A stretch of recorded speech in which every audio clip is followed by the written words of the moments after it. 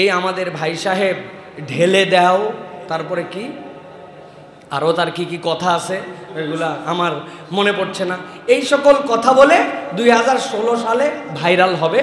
এটা আল্লাহ রাব্বুল আলামিনের কাছে লেখা ছিল যে হালত তার মুখ দিয়ে বের হবে এবং সে ভাইরাল হবে 2016 সালে। লেখা কবে? ওই কলম যেদিন আল্লাহ সৃষ্টি করে তকদির লিখছেন ওই দিন লেখা। তার মানে কি ওই দিন থেকেই ঢেলে দাও এই ব্যাপারে উনি বিখ্যাত? না, উনি বিখ্যাত 16 সাল থেকে। তোমার ঢেলে দেওয়া যেরকম আগে লেখা, কিন্তু তোমার এই প্রকাশ হলো ঠিক একই রকম রাসূলুল্লাহ সাল্লাল্লাহু আলাইহি ওয়াসাল্লামের এটা লেখা, কিন্তু আল্লাহ নবুয়তের প্রকাশ। আশরাফ আলীকে আপনার চোখে ধরা পড়ে না, কিন্তু হালে ধরা পড়ে। তখন বোঝা যায় এই চশমা ধান্দাবাজির চশমা, প্রতারণার চশমা, ঘৃণা ছড়ানোর চশমা, ঠিক কি না? একজন সুনামধন্য ব্যক্তিকে নিয়ে যে গালিগালাজ একটা শ্রেণী, তাদের যে বুঝের ভুল, এই ভুলকে বিভিন্ন ক্ষেত্রে তারা এটা প্রকাশ করতেছে। আমি শুধু ছোট্ট একটু একটা কথা আপনাদের কাছে বলতে চাই। এই বিষয় নিয়ে আমি বেশি কথা বলি নাই, অথবা কেন বলি না এই নিয়েও অনেকে বলছে যে আপনি বলেন না কেন। আমার নিজের কিছু কনসেপ্ট আছে, সেই কনসেপ্টের দিকে মনে হয়েছে যে বেশি কিছু এইগুলাতে বললে আরও কথাগুলি মনে হয় আমলে নেওয়া হয়, তো যাকে তাকে আমলে নেওয়ার তো আমাদের দরকার নাই, ঠিক কিনা ভাই? আমি একটা জিনিস শুধু বলবো যে তিনি যে বক্তব্যটি দিয়েছেন, এই বক্তব্যের দুই দিক দিয়ে অপব্যাখ্যা হচ্ছে। একটা হচ্ছে তিনি একটা প্রশ্নকারী প্রশ্নের উত্তর দিয়েছেন। নবুয়তের পূর্বে রাসূল আকরাম সাল্লাল্লাহু আলাইহি ওয়াসাল্লাম কোন ধর্ম পালন করতেন? গুরুত্বপূর্ণ প্রশ্ন। নবুয়তের পূর্বে আমাদের প্রিয় নবী সাল্লাল্লাহু আলাইহি ওয়াসাল্লামের ধর্ম কি ছিল? যদি বলেন যে কোন ধর্ম অনুসরণ করতেন না, তাহলে নাউজুবিল্লাহ, উনি কি ধর্মহীন ছিলেন নাকি? উনি নবী হয়েছেন কত বয়সে? 40 বছর বয়সে। তাহলে 40 বছর বয়স মানে তো জীবনের মূল টাইমটা প্রায়। তো 40 বছর পর্যন্ত উনি নিজে তো নবী ছিলেন না, উনি নবী হয়েছেন তারপরে। তাহলে 40 বছর পর্যন্ত নবী হওয়ার আগে তার ধর্ম কি ছিল? এর উত্তর হলো, আর আমরা তার শত শত প্রশ্নে দেখেছি প্রশ্নটা পুরোটা যেটা করে প্রশ্নকর্তা, সেটার অপূর্ণাঙ্গতা থাকলে তিনি পুরো প্রশ্নটা পড়ে তারপরে উত্তর দেন।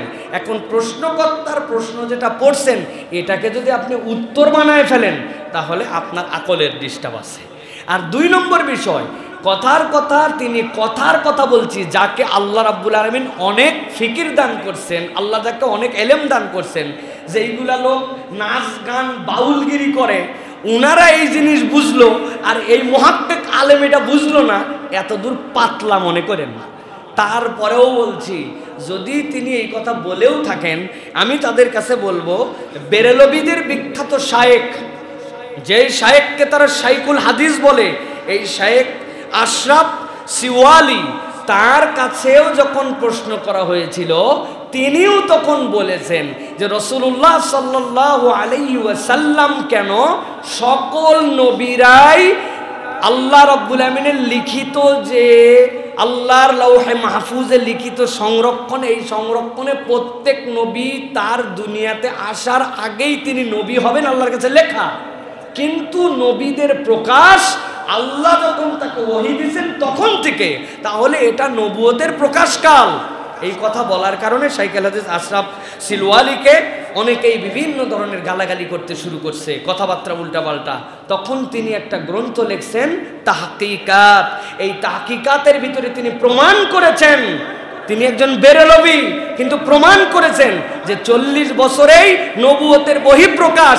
এর আগেরটাকে আপনি নবুয়ত বলতে পারবেন না, কিন্তু আল্লাহ রাব্বুল আমিন তকদিরে তাকে নবী হিসাবে রাখছেন, এটা আপনাকে ঈমান রাখতে হবে। কিন্তু নবুয়তের বহিঃপ্রকাশ এইটা। তো এই কথা বলেন নাই শায়েখ, কিন্তু এই কথা না বলার পরেও তার যদি গালাগালি হয়, তাহলে সবার আগে আপনাদের মাসলাকের যারা শায়েখ ওই তাহকিকাত বইটা পড়ে তাদেরকে আগে গালিগালাজ করেন, আগে তাদেরকে কাফের ফতোয়া দেন, আগে নবী বিদ্বেষী তাদেরকে বলেন, তারপরে এদেরকে বলতে আছেন।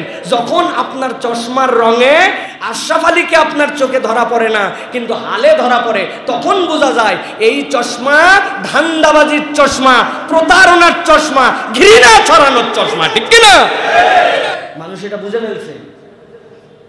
আর আমার দুঃখ এবং আফসোস এইটা, তার ঘরানার মধ্যে কিছু ব্যক্তি আছেন আল্লাহ যাদেরকে ইলমি কিছু যোগ্যতা দিয়েছেন, যেমন নাম যদি বলি আমরা, সাইফুল ইসলাম বাবর আজমি একজন ভাই আছেন, তারপর আজহার থেকে লেখা করে আসে হাসান আজহারি সহ কিছু ভাইয়েরা আছেন। আমার কথা, এই যে ওয়াজের মঞ্চ, যে ওয়াজের মঞ্চকে রঙ্গমঞ্চ বানায় দিল, যেখানে আল্লাহ জিকিরকে আস্তে করে করতে বলেছেন, রাসূলুল্লাহ সাহাবী সকল সালাফ আস্তে করেছেন, সেখানে শান গাওয়ার নামে, গান গাওয়ার নামে রং তামাশা ফাজলামি ভণ্ডামু, এই মঞ্চটাকে যারা ইসলাম মানে না, যারা নাস্তিক, যারা ইসলাম বিদ্বেষী, যারা কম ইসলাম প্র্যাকটিস করে, তাদের কাছে দাওয়াত দিতে গেলে তারা তখন উদাহরণ দেয় যে এইগুলো কি ফাজলাম তেরিমা ইসলাম, এইগুলাও নাকি ইসলাম, অথচ তারা বলছে ইসলাম। তো আপনারা আপনাদের এই ছেলেটাকে থামাতে পারেন না, একটু বুঝাতে পারেন না, একটু ঘরে নিয়ে কান মলাতে টাইট দিতে পারেন না যে তোমার কারণে রঙ্গমঞ্চের এই খেলাটা যেভাবে জমায় উঠছ, এটা আসলে ইসলাম নয়। অতএব বিদ্বেষ ছড়ানো, ঘৃণা ছড়ানো, এগুলার বাহিরে ওয়াজ নসিহত করে বুঝ দিয়ে এই মানুষগুলাকে থামাতে হয়। না থামালে এই ঘৃণা, এই অপকার, এটা কোনো গোষ্ঠীর উপরে আসবে না, এটা সকলের উপরে আসবে। এইটুকু আমাদের অন্ততপক্ষে রিয়ালাইজ করা দরকার। মানুষ যখন ক্রিটিসাইজ করে তখন অল ওভার এগুলো সবগুলোকে ইসলাম মনে করে, ঠিক কিনা ভাই? কিন্তু এগুলো কি ইসলাম? ওইগুলো কি ইসলাম? এটা আপনার বোঝা লাগবে। আমাদের রেজাউল করিম আবরার ভাই দারুণ এক উদাহরণ দিছে। উনি বলছেন যে দেখেন, এই আমাদের ভাই সাহেব ঢেলে দাও, তারপরে কি আরও তার কি কি কথা আছে, ওইগুলা আমার মনে পড়ছে না। এই সকল কথা বলে 2016 সালে ভাইরাল হবে, এটা আল্লাহ রাব্বুল আলামিনের কাছে লেখা ছিল যে এর মধ্যে এগুলা বাজে কথা, শয়তান তাকে প্ররোচনা দিবে, সে যদি নফসের কন্ট্রোল করে আল্লাহর কাছে ইস্তেগফার করে সরে না আসে, তাহলে এই জাহালত তার মুখ দিয়ে বের হবে এবং সে ভাইরাল হবে। 2016 সালে লেখা কবে? ওই কলম যেদিন আল্লাহ সৃষ্টি করে তকদির লিখছেন ওই দিন লেখা। তার মানে কি ওই দিন থেকেই ঢেলে দাও ঢেলে দাও এই ব্যাপারে উনি বিখ্যাত? না, উনি বিখ্যাত 16 সাল থেকে। তো নবী করিম সাল্লাল্লাহু আলাইহি ওয়াসাল্লামের নবুয়ত আল্লাহর কাছে লেখা শুরুর দিন থেকে। এটা অস্বীকার করলে তো আল্লাহর সকল কিছু অস্বীকার করা হয়ে যাবে, কলম অস্বীকার করা, তকদির অস্বীকার করা। কিন্তু নবুয়তের বহিঃপ্রকাশটা রাসূল সাল্লাল্লাহু আলাইহি ওয়াসাল্লামের 40 বছর বয়স থেকে। তোমার ঢেলে দেওয়া যেরকম আগে লেখা, কিন্তু তোমার এই প্রকাশ হলো ঠিক একই রকম রাসূলুল্লাহ সাল্লাল্লাহু আলাইহি ওয়াসাল্লামের এটা লেখা, কিন্তু আল্লাহ নবুয়তে প্রকাশ করেছেন। এইটা বললে আপনি চ্যালেঞ্জ দিয়ে 2 মিনিটে উড়াই ফেলবেন, এত সস্তা নয়। আপনি যার ব্যাপারে কথা বলছেন তার ডেপথ অফ নলেজ সম্পর্কে আপনার কোনো ধারণা নাই। সবচেয়ে বড় ডেপথ অফ নলেজ তার কি জানেন? এই সকল ফাউল লোককে উনি পাত্তাই দেয় না। তার এত কাজ যে এই ফাউলের জবাব দেওয়ার মতো সময় নেই, ঠিক কিনা?